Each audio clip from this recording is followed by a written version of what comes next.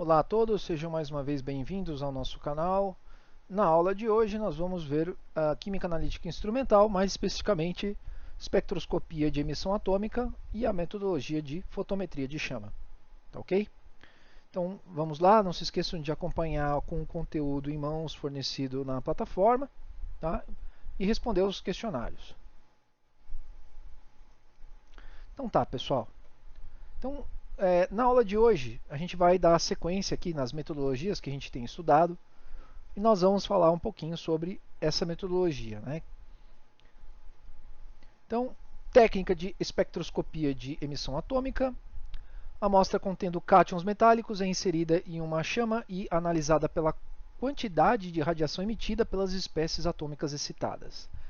Pessoal, é muito semelhante ao princípio do que a gente chama de fogos de artifício, né? Aquilo que a gente vê nos fogos de artifício, né? Você eleva a temperatura de alguns compostos químicos e eles produzem uma determinada luz, né? Eles apresentam uma cor mediante essa energia térmica, né? Mediante a chama mediante a chama de uma combustão.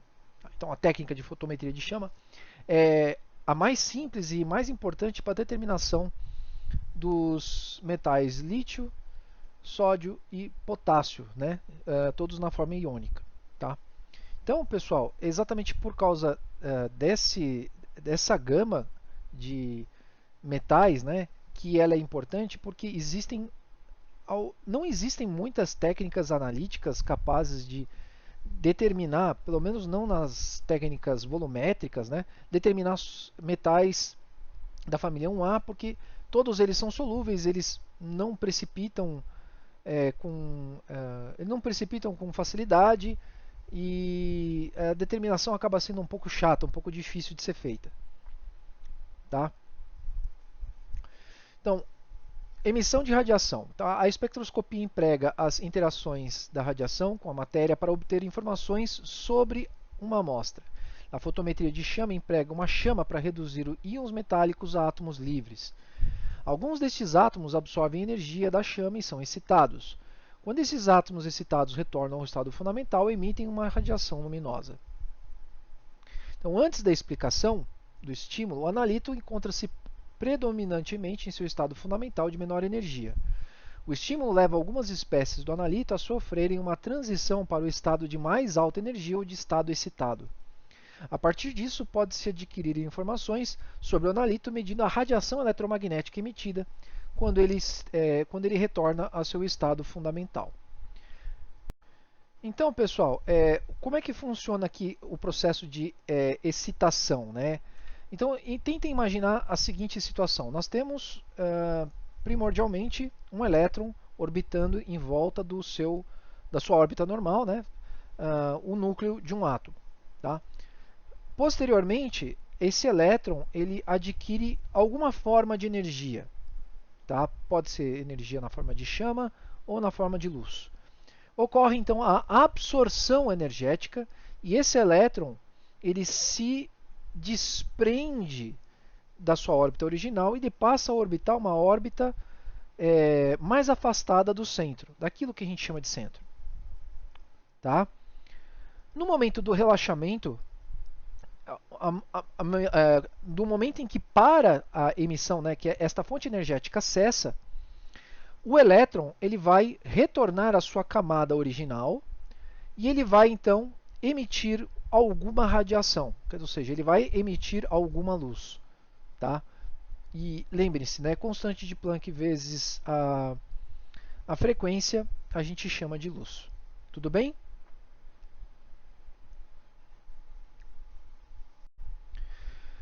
A radiação eletromagnética é produzida quando as partículas excitadas relaxam para níveis de energia mais baixos, fornecendo o excesso de energia como fótons.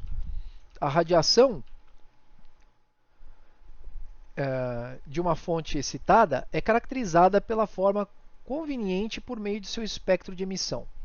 Então, o espectro de emissão é uma potência relativa à radiação emitida em função do comprimento de onda. A intensidade de uma linha de emissão aumenta na medida em que aumenta a proporção de átomos excitados para aquele estado específico de um dado elemento. em relação à população total dos átomos daquele elemento. Tá? Então, o que nós temos aqui, né, na emissão da radiação? Nós temos aqui um salto quântico. Né? Nós temos as camadas, né, e à medida em que a energia ela vai aumentando, notem que as camadas elas vão, os elétrons vão orbitando camadas cada vez mais externas. Tá? Então, com uma baixa energia, né, um elétron 3s vai para 3p, uma subcamada orbital 3p.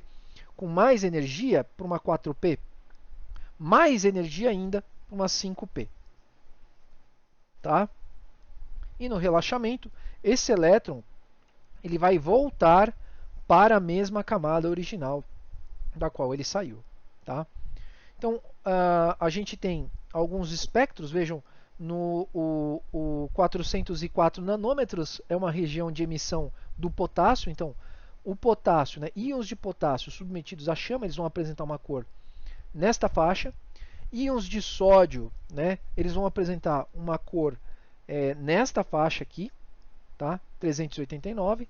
E o potássio, novamente, ele também pode emitir, dependendo da quantidade de energia que tinha sido enviada para ele em uma primeira instância, a 766,5 nanômetros, tá? Quase saindo do espectro visível.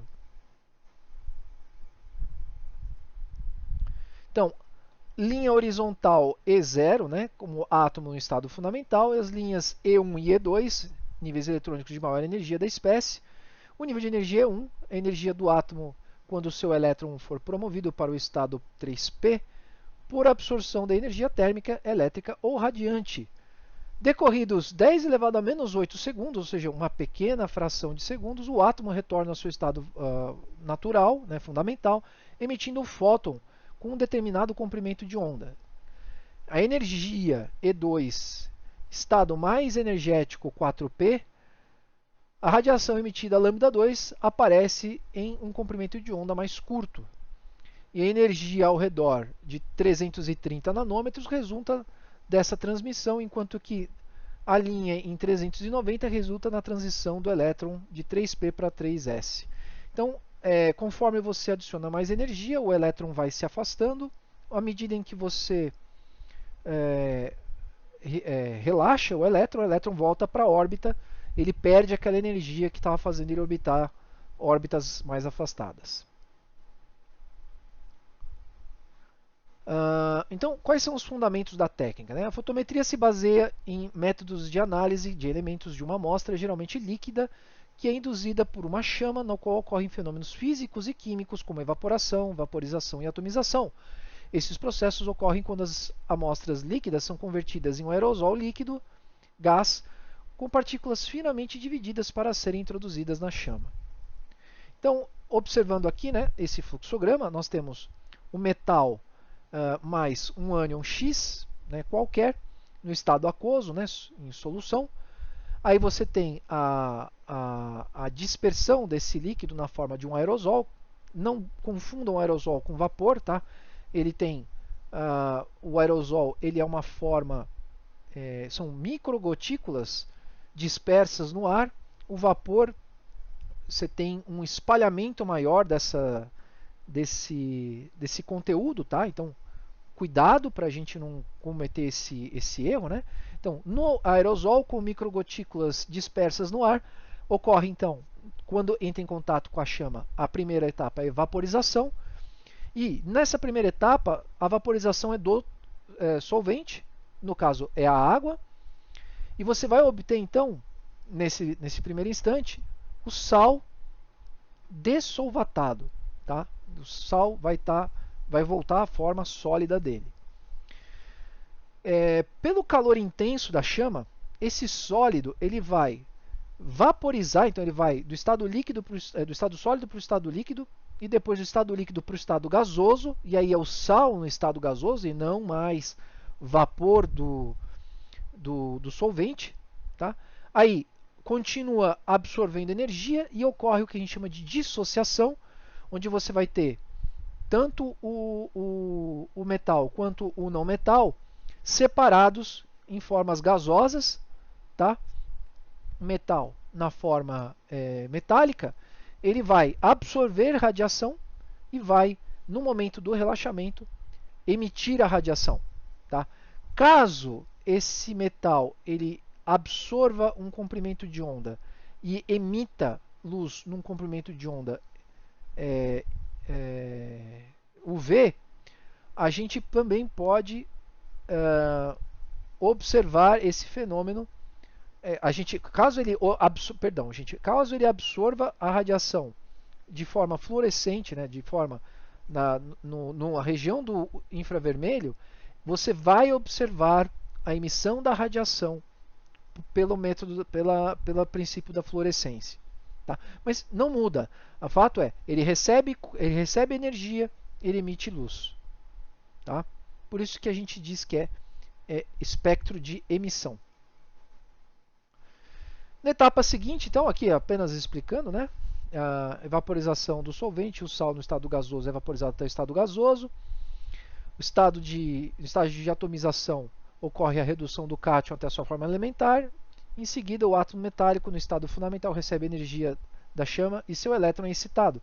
Quando este retorna ao estado fundamental, emite a radiação em certo comprimento de onda. Tá? Então, se formos colocar em etapas, né? Nós temos aqui nebulização, né, das partículas de cloro e sódio, mas elas ainda estão solvatadas. Aí ocorre a dessolvatação, que é o processo de que o sal ele seca, e quando você seca ele fica sólido, né, ele volta a ser um sólido por um breve período de tempo. Aí você tem liquefação e vaporização. Você está pegando o sólido e você está transformando ele em líquido e depois em gás, tá? No caso já no processo de atomização. Excitação. Então, a excitação, pessoal, ela ocorre de forma quântica, tá? É apenas uma pequena fração dos átomos que são de fato irradiados, né? Que sofrem esse fenômeno. E para que essa técnica funcione, esta constante, ela precisa, este valor precisa ser constante, tá? E aí, com o sódio gasoso, recebe energia, o elétron ele é excitado e no relaxamento ele emite luz. Tá? A energia eletrônica é quantizada, isto é, apenas certos valores de energia eletrônica são possíveis. Os elétrons só podem ocupar certos níveis de energia discretos, que eles absorvem ou emitem energias em quantidades discretas, quando se movem de um orbital para o outro. Uma vez que o átomo de um determinado elemento origina um espectro característico de raias, conclui-se que existem diferentes níveis energéticos e que estes são característicos para cada elemento. O espectro de emissão de um dado elemento é associado a transições entre o estado fundamental e os estados de energia mais elevados. Átomos na fase gasosa podem ser excitados pela própria chama ou por uma fonte externa de energia. Esses, porém, excitados pela chama, se forem, porém, excitados pela chama, ao retornarem para o estado fundamental, liberam energia na forma de radiação eletromagnética em comprimento de onda específico. Então, a relação entre a população das espécies do estado fundamental e no estado excitado é dado pela equação de Maxwell-Boltzmann. Tá? O que a gente tem aqui? Número de átomos excitados, como Ne, número de átomos no estado fundamental, N, e vai ser igual, essa razão vai ser igual, número de estados disponíveis de cada nível de energia e degeneração de nível, vezes Z, que é a constante, o número de Euler, né? O número neperiano, E é menos E elevado a E menos E0, né? Que é os níveis de energias excitados, tá? E o fundamental, sobre uma constante K vezes T. K é a constante de Boltzmann e T é a temperatura em Kelvin. Bom, graças a essa fórmula, pessoal, a gente consegue, obviamente, prever alguns fenômenos. Essa fórmula tem algumas coisas de interessante para a gente tentar visualizar. Primeiro de tudo, que observem que T né, é uma temperatura, né, e ela nunca vai ser zero.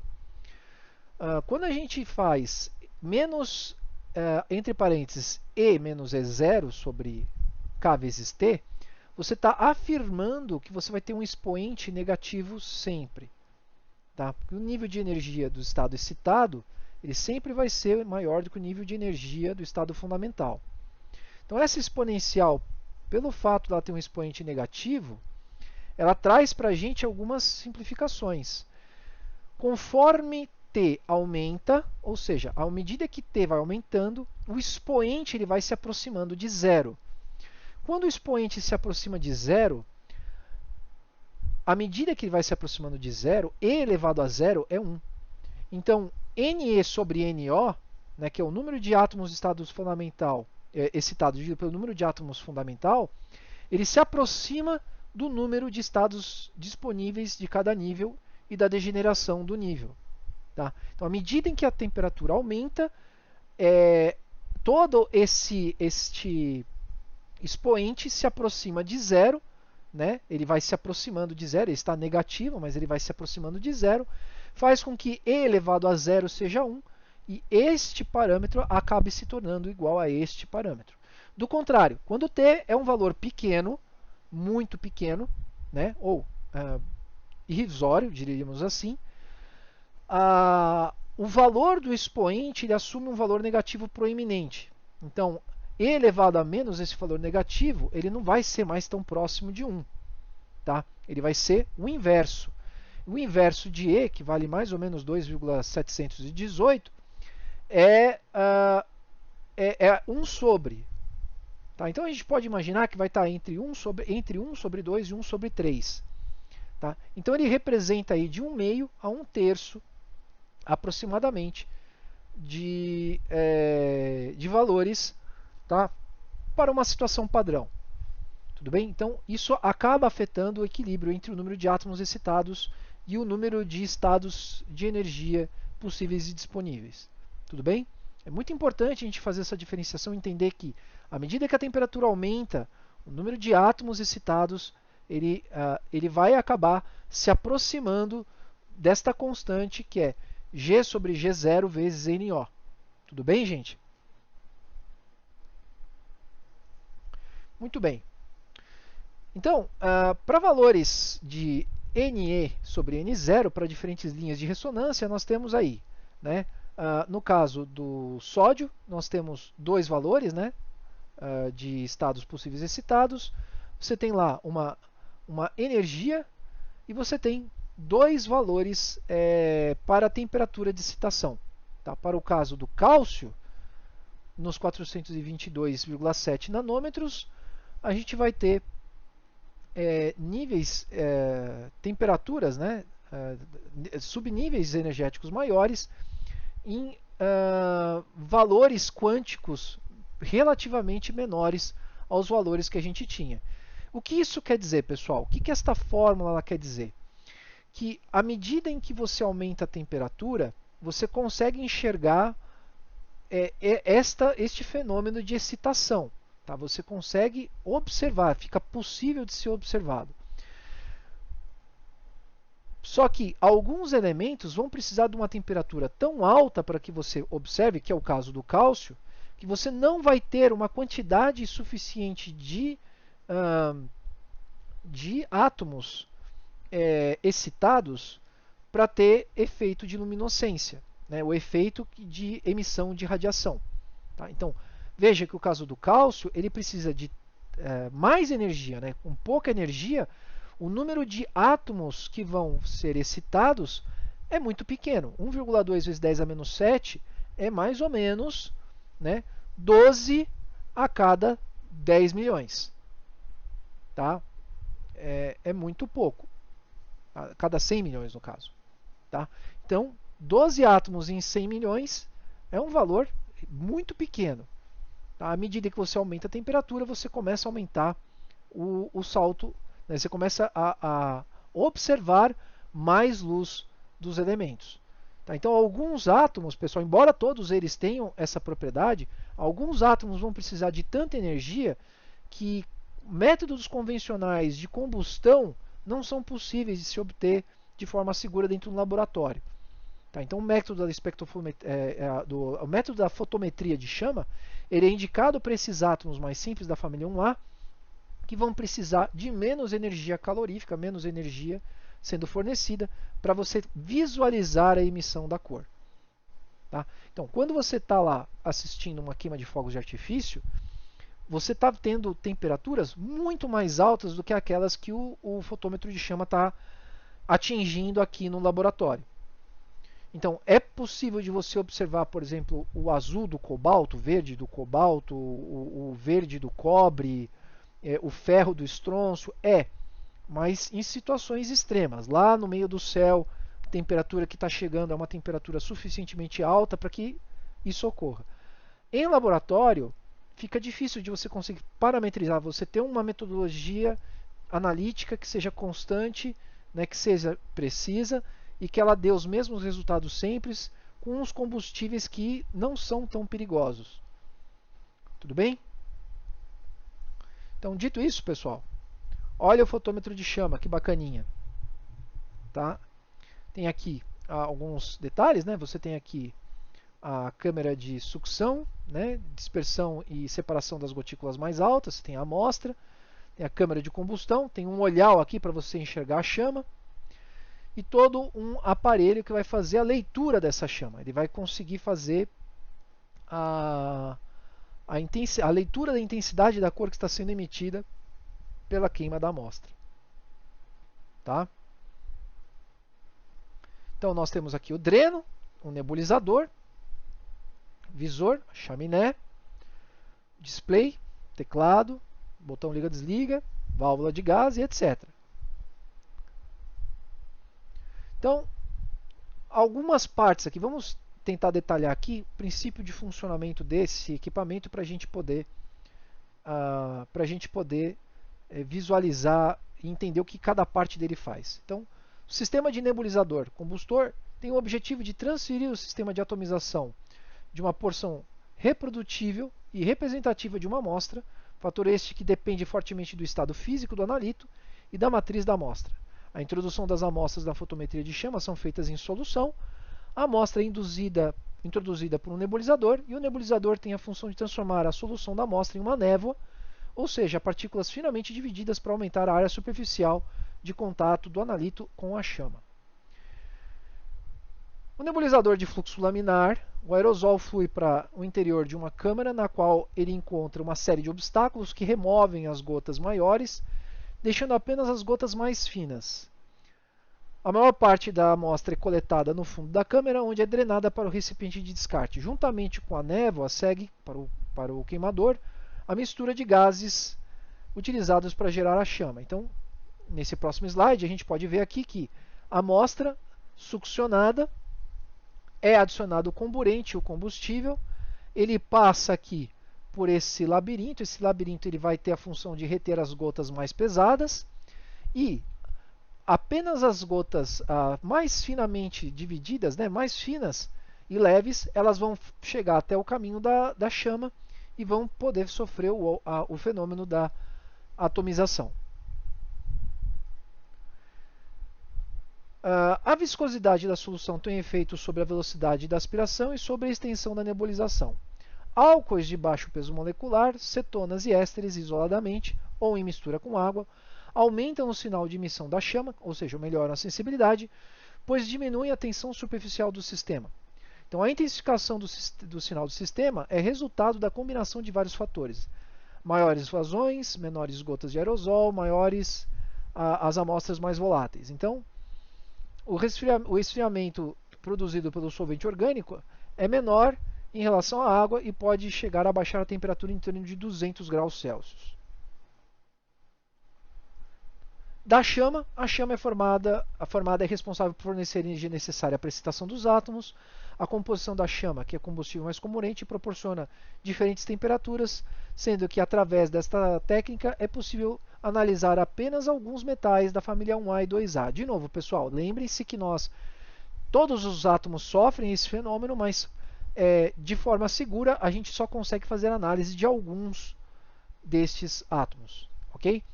Dentre as principais funções da chama, pode-se citar converter os constituintes da amostra líquida ao estado gasoso, decompor os constituintes em átomos ou moléculas mais simples e exercitar eletronicamente uma fração das espécies atômicas. Então nós temos aqui, pessoal, uma tabela que vai mostrar mais ou menos, de acordo com o combustível e com o oxidante, a temperatura que vocês vão obter, tá? E o que você vai ter de resultado, né? Que subprodutos desta combustão que vão aparecer. Então vocês podem olhar aí que a combinação mais comum, que é propano e ar, vai ter uma temperatura limite aí de 1900 graus. Quando você vai refinando, né, você vai tornando o comburente mais puro e o combustível com mais entalpia de combustão, a temperatura de chama que você vai obter vai aumentando. E o máximo que a gente tem aí é, no caso, o etino, né, que é o acetileno, misturado com um oxigênio puro, ele vai chegar numa temperatura de 3.100 graus Celsius. Ok? Então vale lembrar que a gente tem aí algumas zonas de combustão, né, típicas, muito parecidas com o bico de Bunsen. E nós temos aí então a combustão ocorrendo com oxigênio, no caso do propano, e no caso das zonas, né, vocês vão ter regiões onde vai haver a queima completa e queima incompleta, e às vezes até fuligem, ok? Tá? Então, lembrando que o cone externo ele sempre vai apresentar maior temperatura, porque ele vai ter a melhor combustão, a maior oxidação do carbono do combustível de forma mais completa.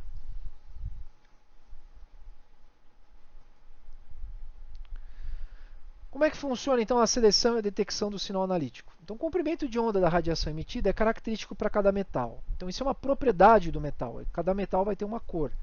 Tá? A intensidade de emissão da radiação é proporcional à concentração do analito. A fotometria de chamas aplica-se na determinação destes metais.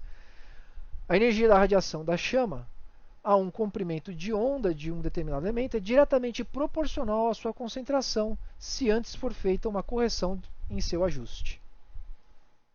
Obtém-se precisão suficiente com filtros de interferência ao invés de um monocromador, pois as linhas são facilmente separadas. O que isso quer dizer?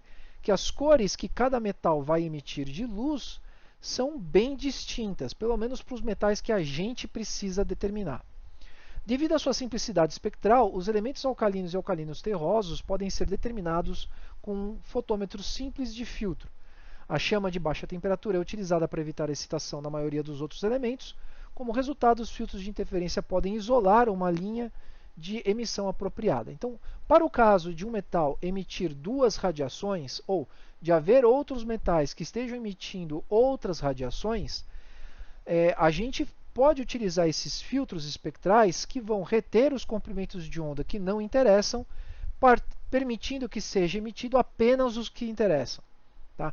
Dessa forma, você vai conseguir ter seletividade na sua metodologia, ou seja, você vai conseguir determinar apenas aquele metal específico que você deseja. Tá? Então, um exemplo simples, você tem a chama, né, com a amostra queimando, você vai ter uma lente, você vai ter o filtro que vai reter os comprimentos de onda indesejados, você vai ter o detector, que pode ser uma célula fotoelétrica, né, pode ser um fotomultiplicador, e depois a leitura do sinal. O fluxograma completo, nós podemos ver aqui toda a parte de funcionamento do fotômetro, né, até a chama, o monocromador que vai filtrar os comprimentos de onda, o detector, no caso seria o fotomultiplicador, e a leitura. Tá? Então, processo de calibração. Então, preparam-se soluções padrões de concentração conhecidas do analito. Ajusta-se o zero da emissão de água deionizada e o 100% da emissão com a solução padrão mais concentrada. As outras soluções padrão são introduzidas no equipamento. Com os dados de intensidade de emissão é construída a curva de calibração do método. A leitura da amostra é feita e o valor obtido é interpolado na curva de calibração e obtém-se o valor da concentração do analito pela equação da reta. Caso a matriz seja complexa, aplica-se o método da adição de padrão. O método da adição de padrão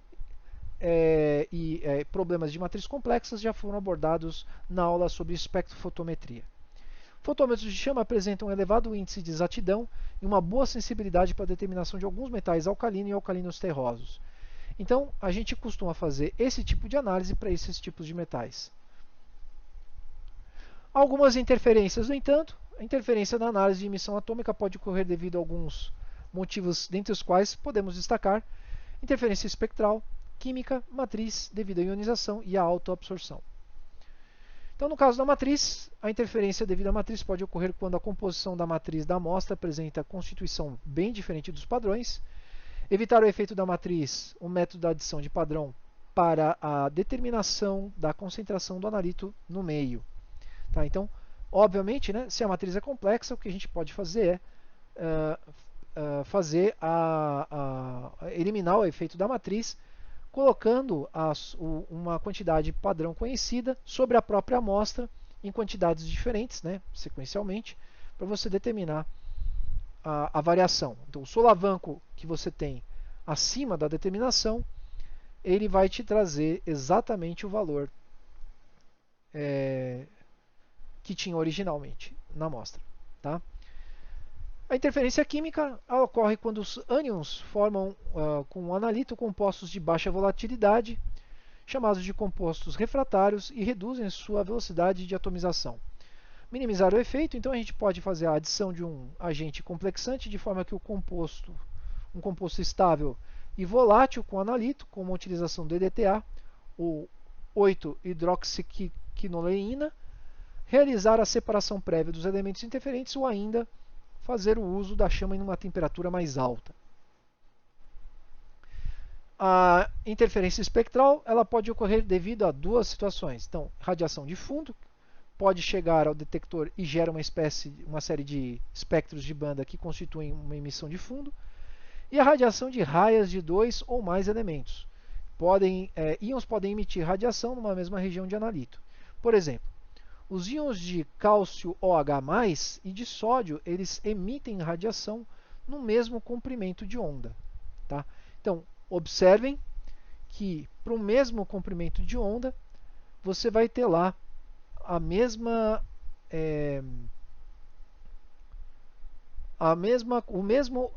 emissão no mesmo lado. Tá? Aqui, nesse caso, ele está falando dos íons de cálcio, né? Ele não está falando dos íons de CaOH+, tá? Mas é possível de ver que existe uma certa sobreposição. Tá? Então, ionização. Então, a ionização ocorre devido a interferência de ionização ocorre devido a elevadas temperaturas e faz com que a concentração do metal no estado fundamental da chama diminua.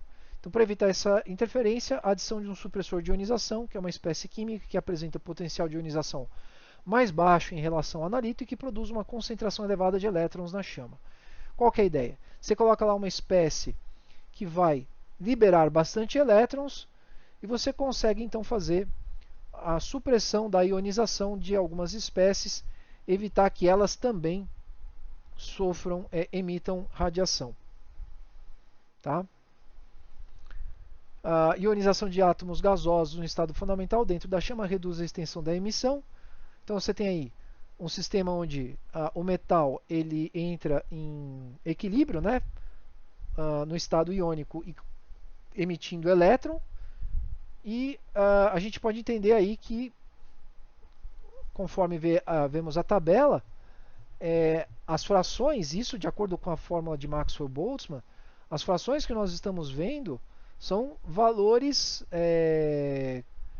que são representativos do quantos os átomos podem ser excitados, né, em fração à medida que a temperatura aumenta. Então, de acordo com esta tabela, vocês podem ver que, para alguns casos, a baixas temperaturas, nós temos muito poucos átomos excitados. Veja o caso do magnésio aí, né, que é 4 vezes 10 a menos 7. E para temperaturas mais altas, praticamente, veja aí o caso, todo o césio, né, 86% do césio, ele, ele tem o fenômeno da ionização. Se você criar uma pressão negativa e auxiliar a pressão de vapor, você sobe consideravelmente a quantidade de espécies ionizadas. Então, veja, notem o caso do césio.